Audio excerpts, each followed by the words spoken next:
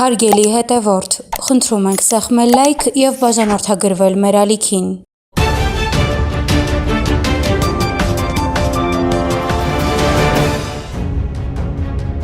2016 թվականին Սերժ Սարգսյանը և Ալիևը կանչվեցին Մոսկվա, որտեղ Սերժ Սարգսյանը համաձայնության եկավ, որ Ադրբեջանը բլիցկրիգով պետք է գրավի տարածքները և պատերազմը պիտի կանգնի Ստեփանակերտի մատույցներում։ Այդ օպերացիան կազմակերպել էր ռուս-թուրքական ղեկավարությունը, այդ ժամանակ պայման էր դրված, որ Թուրքիան կարող է օգնել, բայց չմասնակցել պատերազմին։ Ադրբեջանին տրված էր ընդամենը 3 օր, 3 օրում պետք է այդ հարցը լուծված լիներ։ 2016 թվականի օպերացիային համաձայնվել էր նաև Թրամփը, դա նաև երևում է նրանից, որ Ադրբեջանը ստանում էր ֆինանսական օգնություն ԱՄՆ-ից, իսկ Հայաստանը ոչ։ Մոսկվայից հետո Սերժ Սարգսյանը և Ալիևը կանչվեցին ԱՄՆ, Ալիևը այնտեղից վերադարձավ, իսկ Սերժ Սարգսյանը մնաց ԱՄՆ-ում և միտումնավոր ուշացումով վերադարձավ Երևան, այն պահին, երբ հայ ազգը համախմբված սկսել էր հաջողություններ գրանցել 4-օրյա պատերազմում։ Ադրբեջանը զգալով, որ չի կարող հաղթել, նաև հնարավոր է կորցնել նոր տարածքներ, 2 անգամ միակողմանի հրադադար խնդրեց։ Մոսկվայում ստորագրվեց հրադադար առանց Սերժ Սարգսյանի մասնակցության, որը ստորագրեց Յուրի Խաչատուրովը։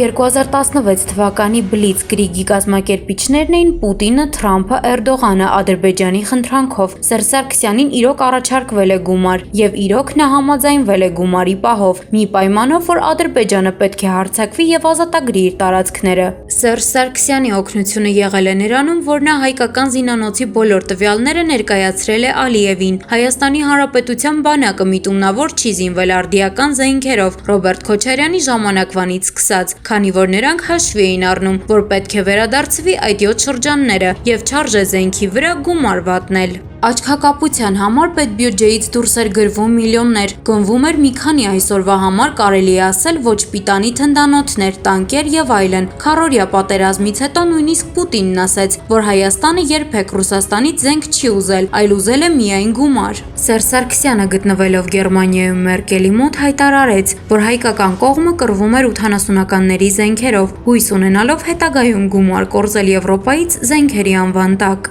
Սերժ Սարգսյանի և Ռոբերտ Քոչարյանի պայմանավորվածությունը։ Սերժ Սարգսյանը իրոք պետք է հեռանար պաշտոնից, նրա տեղը պետք է գար Ռոբերտ Քոչարյանը, դա իրենք պայմանավորվել էին, բայց եղավ անսպասելին։ Թուրքիան և Ադրբեջանը ճնշում գործեցին Ռուսաստանի վրա, որ նրանց ընդհանուր պայմանավորվածությունը չի կատարվել։ Սերժը իրոք վերցրել էր գումարը, բայց չէր կատարել իր խոստումը ոչ իր կամքով։ Դա էր պատճառը, որ Ռոբերտ Քոչարյան-Սերժ Սարգսյան հարաբերությունները մի պահ սրվեցին։ Գումարի որոշ մաս փոխանցվեց Ռոբերտ Քոչարյանին։ Ռոբերտ Քոչարյանը չհամաձայնվեց ընտրվել նախագահ, քանի որ հողերի վերադարձը մնալու էր իր վզին։ Այդ ժամանակ Սերժ Սարգսյանին ստիպեցին, որ նա մնա երկրի ղեկավար և հանձնի 7 շրջանները։ Սերժ Սարգսյանը փոխեց սահմանադրությունը, ամրապնդեց իր դիրքերը և երևի կհիշեք, որ հայտարարեց այսուհետ լրագրողները չեն կարող լուսաբանել կառավարության նիստերը։ Կարեն Կարապետյանը ուղարկվեց Մոսկվայի կողմից Հայաստան մի նպատակով, որ Սերժը պիտի հանձներ հողերն ու հեռանար վարչապետի պաշտոնից,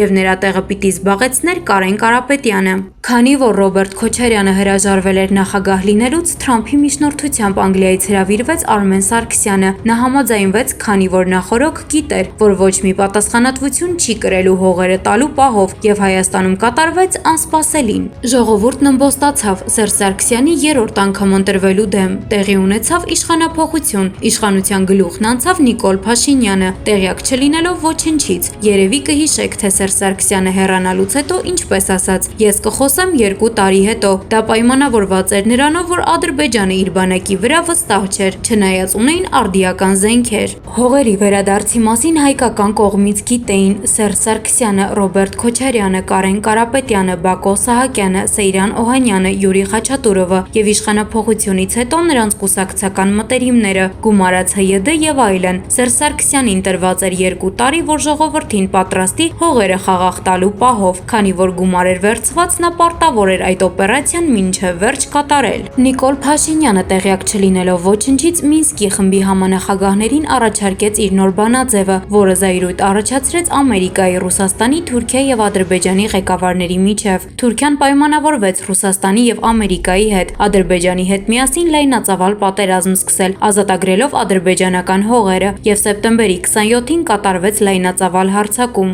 Ես գրում եմ հակիրճ, կարճ, որովհետև այս բոլոր փաստացի փաստաթղթերը գտնվում են մի քանի երկրի հետախուզության, արդեն կարելի է ասել, արխիվներում։ 2020 թվականի 44-օրյա պայմանավորված պատերազմի մասին համաձայնության էին եկել Ամերիկան, Գերմանիան եւ Ռուսաստանը։ Շատ մանրամասներ չեմ ներկայացնում, քանի որ հետագայում եթե լինեն դատավարություններ, այդ ժամանակ կներկայացնեմ որոշ փաստաթղթեր, որտեղ պարզ կերևան հայկական կողմի դավաճանները։ Ինչու եմ ասում դավաճանները, քանի որ նրանք իմանալով այս բոլորը ներկա կառավարությանը ոչնչով տեղյակ չպահեցին եւ դավաճանեցին մի ամբողջ ազգի։ Այս մասին գրել է Գրիգորի Առաքելովը։ Շնորհակալություն։ Եթե թույլ տաք, ես շատ հակիրճ պարզապես առաջարկությունների թեզիսային կարգով կդիմեմ իմ գործընկերներին։ Անկասկած այս պատերազմը մի բան փաստեց, որ մենք թևակողել ենք գիտության եւ տեխնոլոգիաների բավականին ագրեսիվ դար։ Եվ կարծում եմ, որ մենք պետք է պատկերացնենք մի բան, որ եթե մենք չունենանք իրոք ճկուն, գիտատար եւ բավականին լավ զարգացող, ոչ մեծ մասշտաբների, բայց զգալի ներդրում ունեցող տեխնոլոգիական տնտեսություն, մենք կունենանք խնդիրներ նախ եւ առաջ ռազմի դաշտում։ Ես այդտեղ երկու բլոկի վրա կուզենամ դարձնել իմ ուշադրությունը, միավորելով որոշակիորեն։ Ուրեմն առաջինը, ես կարծում եմ, որ խիստ անհրաժեշտ է այսօր արդեն վերլուծել, թե ինչպիսի ապագա պատերազմներ են մեզ սպասում։ Ցավոք սրտի այդ վերլուծությունը բավարար կերպով չի արվել, նույնիսկ 16 թվականից հետո։ Ես ասեմ ձեզ, որ ես ինքս 10 օր եղել եմ ռազմաճակատում եւ տեսել եմ, թե ինչպես ենք մենք տուժել, հատկապես օդային հարվածների հետևանքով, եւ ես հավաստիացնում եմ ձեզ, որ այդ ամենը պետք էր կանխատեսել։ Այսինքն պետք է ստեղծել այդպիսի մի կենտրոն, անալիտիկ վերլուծական կենտրոն, որը այդ հարցերով պետք է զբաղվի։ Երկրորդը դա այն է, որ պետք է ստեղծել մի ընդհանուր պլատֆորմ, որի հիման վրա ռազմական գերատեսչության ներկայացուցիչները, գիտության ներկայացուցիչները, ճարտարագետները եւ արդեն իսկ արտադրողները ունենան ընդհանուր հպման կետեր, շփվեն եւ զինվորականները առաջադրեն համապատասխան խնդիրները, գիտնականները եւ ինժեներները տեսնեն որքանով ի վիճակի են լուծել այս կամ այն խնդիրները եւ վերջապես արտադրողները կարողանան տալ իրենց եզրակացությունը, արդյոք այդ ամենը հնարավոր է իրագործել Հայաստանում։ Որովհետեւ ես ինչքան հասկանում եմ, մեծ խնդրեմ է կոնկրետ խնդիր դնելու հարցը, ինչպիսի հարց պետք է լուծեն գիտնականները եւ ինչպիսի հարց պետք է լուծեն ճարտարագետները, որ հետագայում դա անցնի արդեն անմիջապես արտադրության ոլորտ։ Դա շատ կարևոր բան է։ Այնուհետև ես կարծում եմ խիստ կարևոր է էքսպերտների խմբի ձևավորումը։ Տեսեք, ժամանակին ռազմաարդյունաբերական կոմիտեի շրջանակներում ստեղծվեց մի հանձնաժողով, որի անդամը նաև ես էի, պրոֆեսոր Ներկարարյանն էր իմ գոլեգան։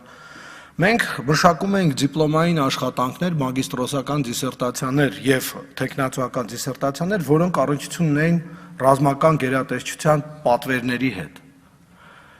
Եղավ նիստ, մենք քննարկեցինք, նույնիսկ վարչապետի մակարդակով նիստ եղավ, որի ժամանակ այդ հարցերը քննարկվեցին եւ գործը կանգնեց։ Որն է պատճառը, ես չեմ հասկանում դեռ հիմա։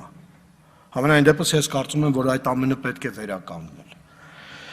Կարծում եմ, որ նաև պետք է մտածել նրա մասին, որ տեխնիկական ուղղվածության եւ ֆիզիկա-մաթեմատիկական ուղղվածության բուհերում վերականգնել ռազմական ամբիոնները, որովհետեւ տեխնիկական կրթություն ունեցող երիտասարդները հաստատ կարող է շատ ավելի մեծ օգուտ տան, լինելով օրինակ այնպիսի վաշտերում, ինչպիսիք է ռազմագիտական վաշտը, փոխարենը եթե նրանք առաջնագծում դիրքեր պահեն։ Փորձը ցույց է տալի, որ այս պատերազմը վկայեց հեռահար պատերազմի փաստը։ Մենք տեսանք, որ տեխնիկան է որոշակի եւ Իմ կարծիքով հետագայում ավելի բարդ է լինելու եւ երբ ասում են Բայրակտարը արդեն անցած էտապ է։ Մենք Բայրակտարի մասին չպետք է մտածենք։ Մենք պետք է մի քայլ առաջ նայենք, որովհետեւ մեզ հետագայում դա է սպասելու։ Շատ լուրջ վերլուծություններ է պետք այդ ուղղությամբ անել։ Դպրոցը իրոք սարսափելի պրոբլեմատիկ տիրույթ է դառել Հայաստանի համար։ Ես կարող եմ ասել ամենայն պատասխանատվությամբ, ֆիզիկան դպրոցում տապալված է։ Ուղղակի տապալված է։ Եվ այդ իսկ պատճառով իմ գոլեգան նախորդ ելույթ ունեցողը շատ ճիշտ բան ասաց, դա ողբերգություն էր, երբ ես իմացա, որ Հայաստանում մի դիմում է եղել ֆիզիկայի գծով մանկավարժ դառնալու համար, ես ասացի, սա արդեն իրոք համակարգային խնդրի է բերելու։ Ես կարծում եմ, որ ցանկացած համալսարան, ցավոք սրտի կրթության նախարարը գնաց, ես պարոն Դումանյանին այդ առաջարկությունը կանեի։ Յուրաքանչյուր ռեգիոնի հետ կապել համալսարան։ Համալսարանական դասախոսական կազմը սկսի վերապատրաստել ուսուցիչներին։ Ես գիտեմ, որ ուսուցիչների մակարդակը ցածր է իրականում։ Սակայն եթե լինեն սեմինարներ, գործնական քննարկումներ, ագին լավ կարելի է այդ մարդկանց նախապատրաստել հետագա գործունեությանը։ Եվ այդ իսկ պատճառով կարծում եմ, որ անհրաժեշտ է մի որոշակի փաթեթ առաջարկությունների մշակել, որոնք կառնչվեն դպրոցական բնագիտական առարկաների բարելավմանը։ Որևիցե տեխնոլոգիական հեղափոխության մասին կամ առաջընթացի մասին չի կարելի խոսալ ունենալով այսպիսի թույլ դպրոց եւ այսպիսի բնագիտական աղետ։ Եվ վերջինը, իրոք կիրթ մարդու կերպարը անընդհատ ծաղրանքի առարկա դառավ այս պետության մեջ։ Տարատեսակ տխմար սերիալներ, տարատեսակ հումորիստական հաղորդումներ, գրագետ հայերեն խոսացող մարդը երբ խոսում է, հետևից միանգամից կադրի հետևից խրխնջոց է սկսում։ Կերպարը պետք է փոխվի։ Օրվա հերոսը այս պետության մեջ երկար տարիներ եղել է զորբան, ընդ որում անգրագետ։ Իսկ եթե լինեն գիտահանրամատչելի լավ հաղորդումներ, եթե իրոք այն մարդիկ, ովքեր Հայաստանում զբաղվում են գիտությամբ եւ ունեն հաջողություններ, ես կարծում եմ երիտասարդները կհասկանան, որ կա մեկ այլ աշխարհ։ Եվ առհասարակ պատկերը կփոխվի նաեւ հասարակության։ Այսօր մի բան հասկանալի է, կիրթ հասարակությունը պաշտպանված է։ Հասարակությունը եթե կիրթ չի, որևիցե պաշտպանվածության մասին խոսել հնարավոր չի։ Շնորհակալություն։